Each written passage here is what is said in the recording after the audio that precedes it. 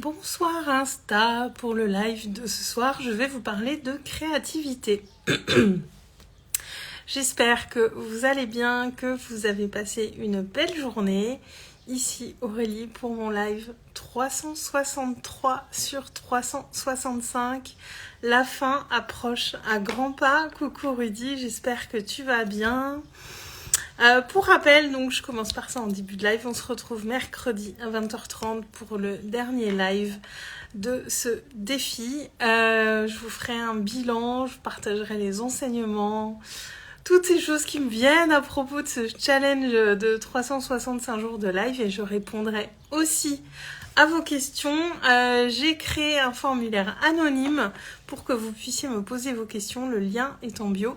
Lâchez-vous, allez-y. Il y a déjà une quinzaine de questions très intéressantes.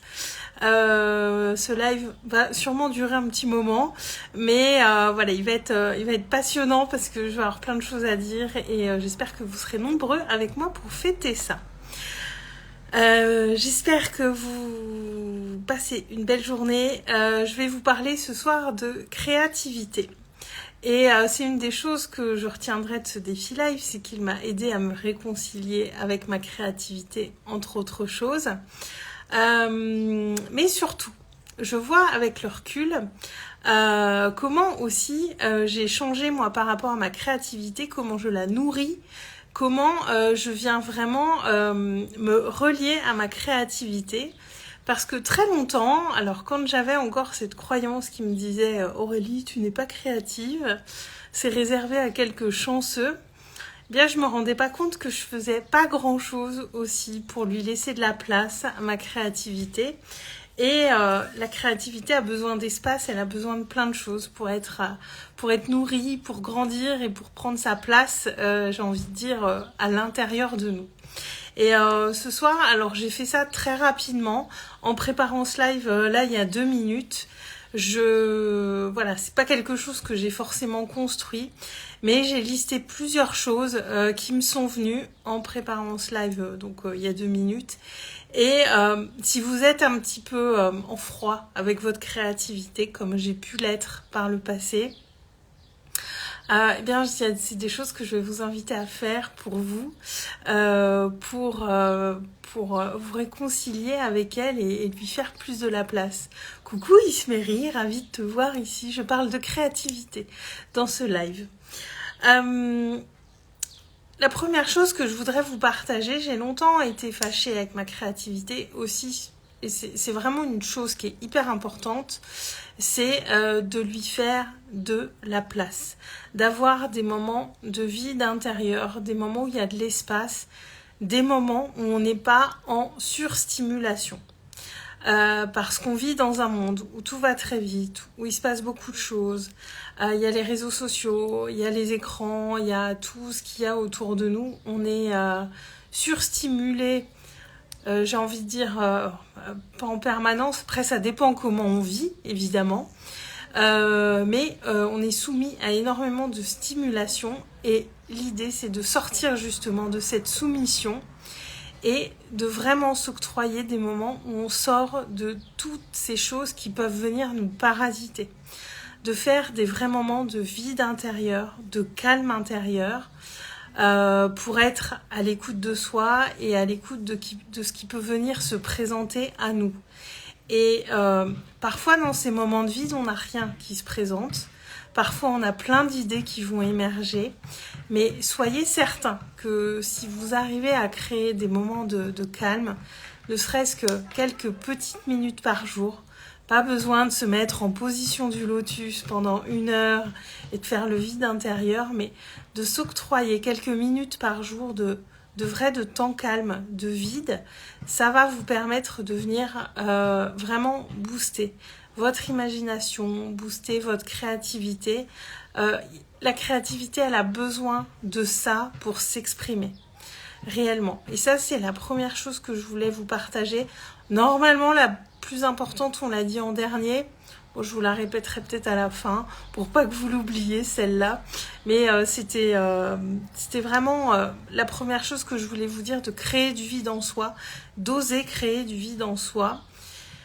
Le truc, c'est que voilà, on est dans ce monde où il se passe beaucoup de choses et on n'est pas élevé, on nous apprend pas à faire du vide intérieur, on n'est pas élevé comme ça pour la très grande majorité d'entre nous. Et ce qui fait qu'on n'est pas familier avec le vide intérieur. Donc au départ, c'est pas forcément agréable, c'est pas forcément facile, même si c'est simple. Mais ça demande une certaine discipline. La créativité va requérir aussi une forme de discipline que j'ai appris à apprivoiser aussi, à aimer aussi. Ce n'est pas antinomique. Comme la discipline et la liberté ne sont pas antinomiques, la discipline et la créativité, à mon sens, vont de pair. Et en fait, tout ce qui va venir la nourrir, c'est aussi tout ce qui va nous sortir un petit peu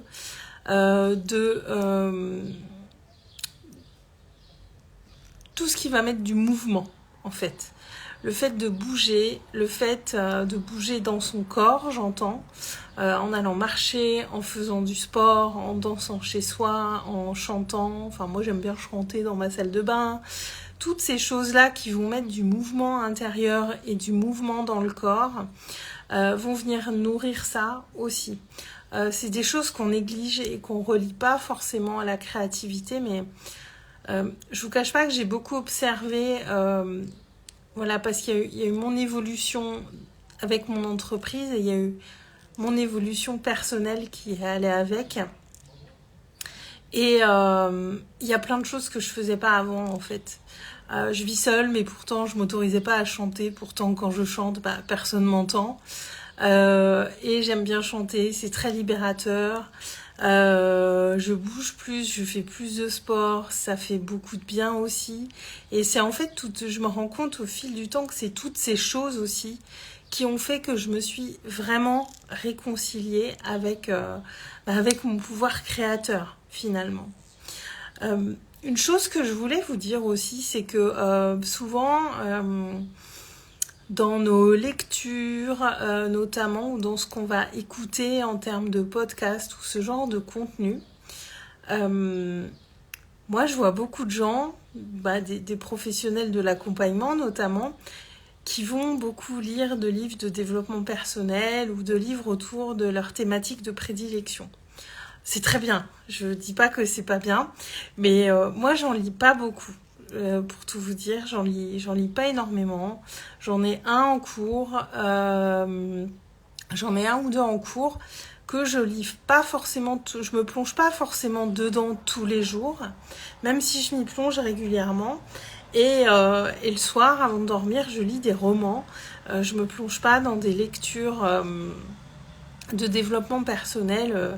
Avant de dormir, je préfère m'évader dans des histoires romancées. Et ça m'inspire beaucoup. Vraiment. De mettre dans la peau des personnages. Là, en ce moment, je lis un roman historique. Donc, de me remettre dans le contexte historique de l'époque. D'essayer de me projeter comment les gens vivaient à cette époque-là. De comment ils pouvaient penser. De voir aussi leurs différences de personnalité. De suivre leurs aventures. Pour moi, c'est autant, si ce n'est plus inspirant, que de lire un ouvrage de développement personnel ou quelque chose qui est dans mon domaine. Moi, j'adore les histoires. J'ai toujours aimé lire des romans. À une époque, je lisais des biographies. Je lis plus beaucoup de biographies, mais c'est quelque chose que j'aimais beaucoup aussi. Mais je ne suis pas quelqu'un qui dévore une quantité astronomique de livres de développement personnel. Je voulais aussi vous dire ça pour vous déculpabiliser un petit peu. Parce qu'il y a certains endroits où on peut voir qu'il faut avoir lu tel et tel livre et que ce livre-là est génial. Et si on écoute tout ce qu'on voit, on remplit nos bibliothèques et on passe notre temps à lire ces enseignements. Et c'est très bien. La majorité de ces livres, en tout cas moi de ceux que j'ai lus, sont très bien. Mais les lire, c'est une chose. En intégrer le contenu en est une autre. Et plutôt que de les enchaîner et d'être une boulimique de lecture dans mon domaine, je préfère en lire moins, mais en lire bien et vraiment m'approprier les enseignements qu'il y a dedans. Me poser la question aussi de me dire est-ce que je suis d'accord ou pas avec le postulat de l'auteur, parce qu'on n'est pas obligé d'être toujours d'accord non plus. Et moi, de lire des histoires, ça booste mon imagination et ça vient aussi me donner des idées. Ça m'a souvent donné des idées de live. Alors, des idées qui n'ont rien à voir avec le livre forcément au départ, mais par association d'idées, c'est venu vraiment me donner des idées, notamment pour mes lives. Alors, Rudy, on n'a pas forcément besoin de lire que des livres de dev perso, car selon moi, chacun fait sa créativité dans les films, le vécu, les situations du quotidien. Ouais, exactement.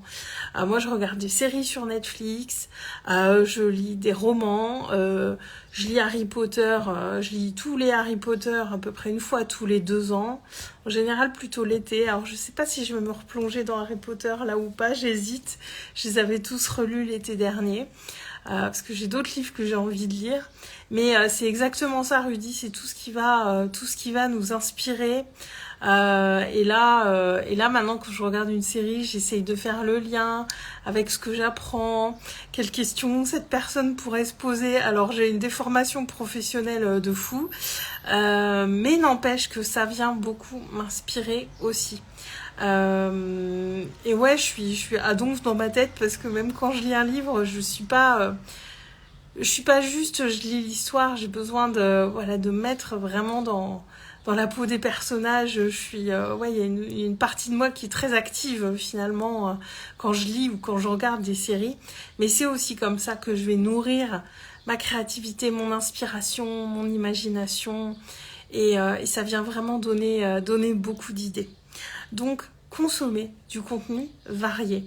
Parce qu'avec tout ce qu'on voit, on pourrait facilement culpabiliser de se dire j'écoute pas tel podcast, j'ai pas lu tel livre, faut que je me l'achète, et il y a ce documentaire, et il y a ceci, et il y a cela. Il y a énormément de choses et je pense qu'on n'a pas assez de toute une vie pour regarder, lire ou écouter tout ce qu'on aimerait regarder, lire, écouter. Et donc c'est important, je trouve, de se lâcher un peu la grappe avec ça et d'aller vraiment vers ce qui nous inspire. Moi, j'ai plein de livres de dev perso chez moi que j'ai pas encore ouverts.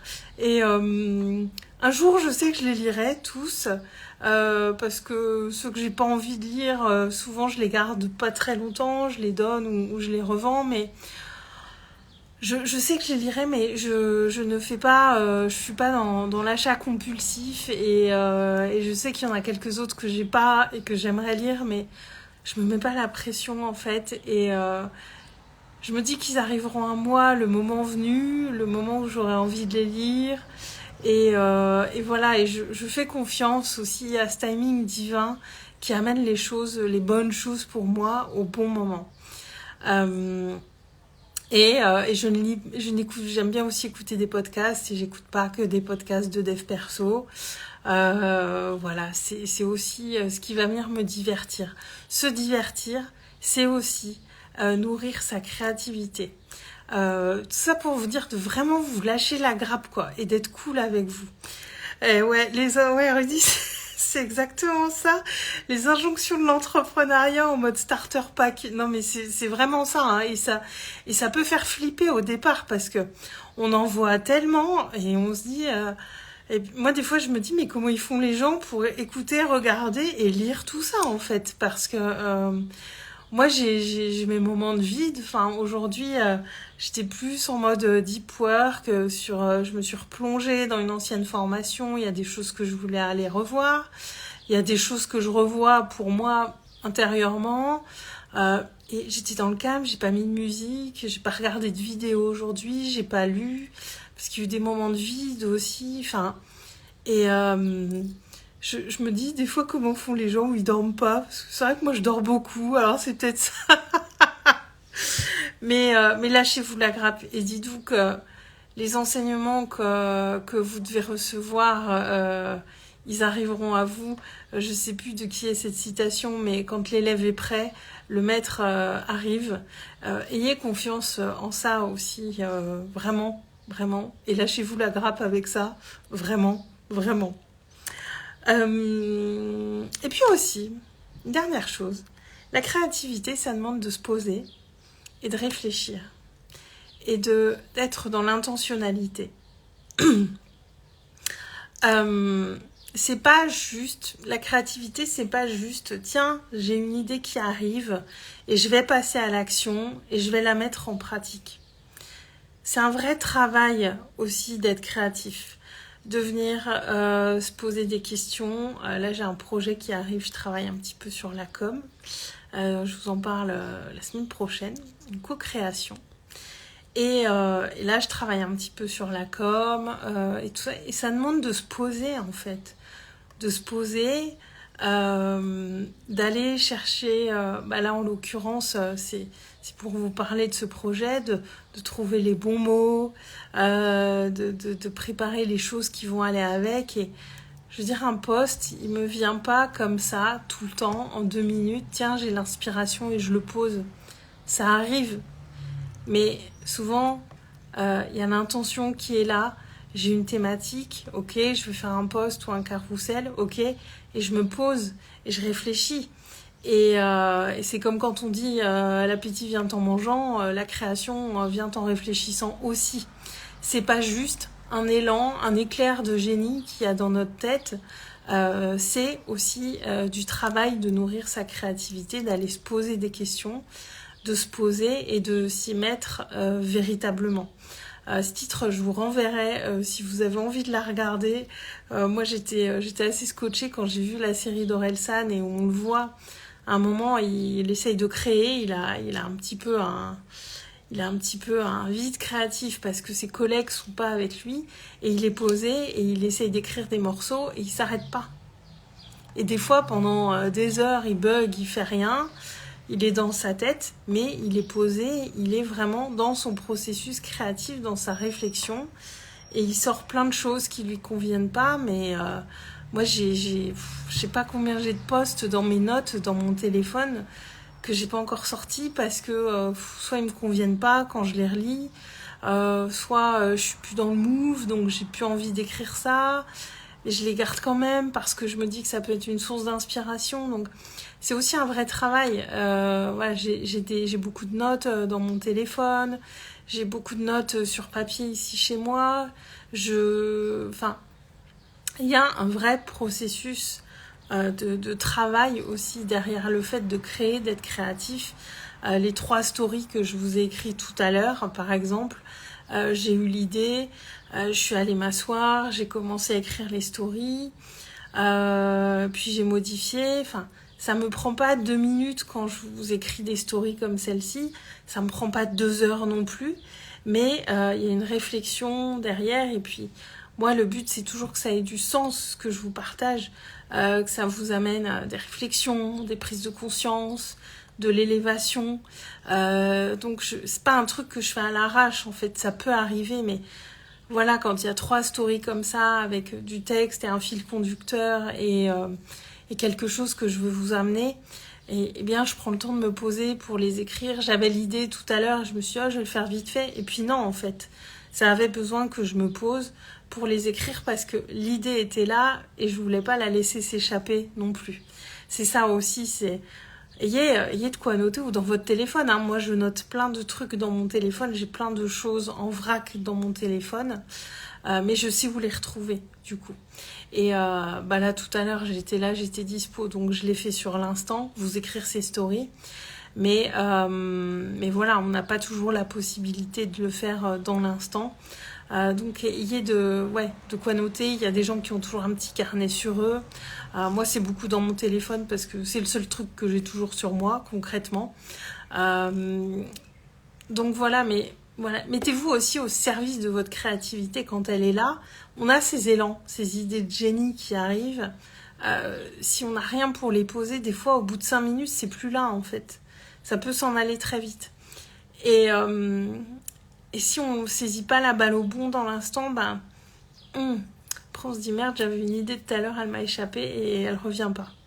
Après c'est pas grave, mais voilà, c'est toujours un petit peu frustrant.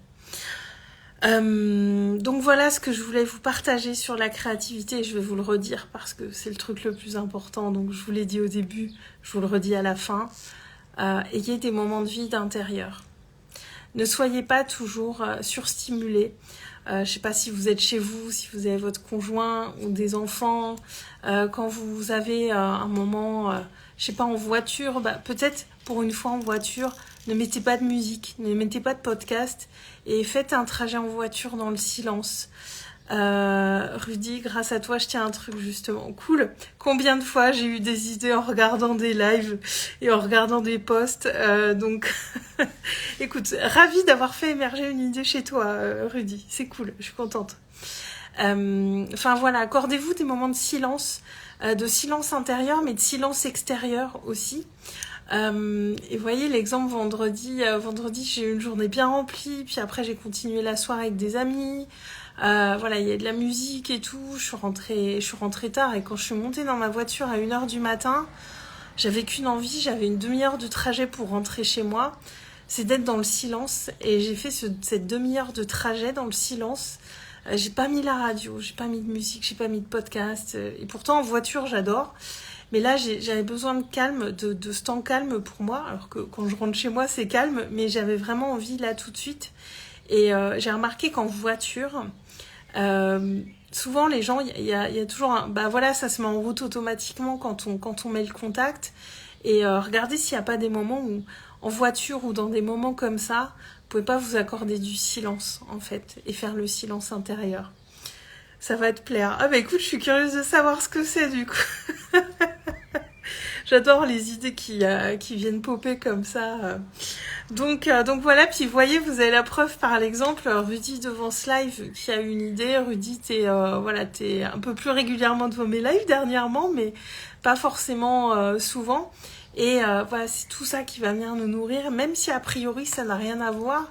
Moi, je peux avoir des idées en regardant un tuto beauté ou en écoutant un truc sur un sujet qui a rien à voir avec ce que je fais. Mais n'oubliez pas la puissance que ça a, ces associations d'idées qu'on va faire dans notre tête qui partent d'un rien et ça fait émerger quelque chose. Et si on vient mettre son focus dessus, on va construire quelque chose à partir de ça. Donc, laissez vivre votre créativité, nourrissez-la, mais aussi travaillez-la parce que c'est un vrai travail. Et j'avais lu un magazine il y a quelques mois où c'était autour de la créativité justement. Et il y avait des artistes qui témoignaient, ils disaient également que c'est un vrai travail, la création. Au-delà de s'inspirer, de nourrir ces choses qu'on a en nous, c'est aussi un vrai travail. Mais sachez une chose, c'est que on a tous en nous une créativité qui est sans limite, un pouvoir créateur qui est sans limite. Juste laissons-lui de la place. Voilà. Merci à toi Rudy d'avoir été avec moi tout au long de ce live. J'ai kiffé ce live. Voilà, je m'auto-satisfais de ce live. J'ai kiffé ce live. Je vous retrouve demain pour l'avant-dernier live de ce challenge. Je réalise pas que ça va être fini. Je réalise pas trop, très honnêtement, mais je suis contente en tout cas. Et cette semaine démarre super bien. Donc voilà, je vous souhaite à tous une très très belle fin de journée. Je vous embrasse, je vous dis à demain, merci Rudy. Et pour ceux qui auront été en replay, n'hésitez pas à commenter, partager ou à venir me voir en privé. Je vous embrasse, ciao ciao.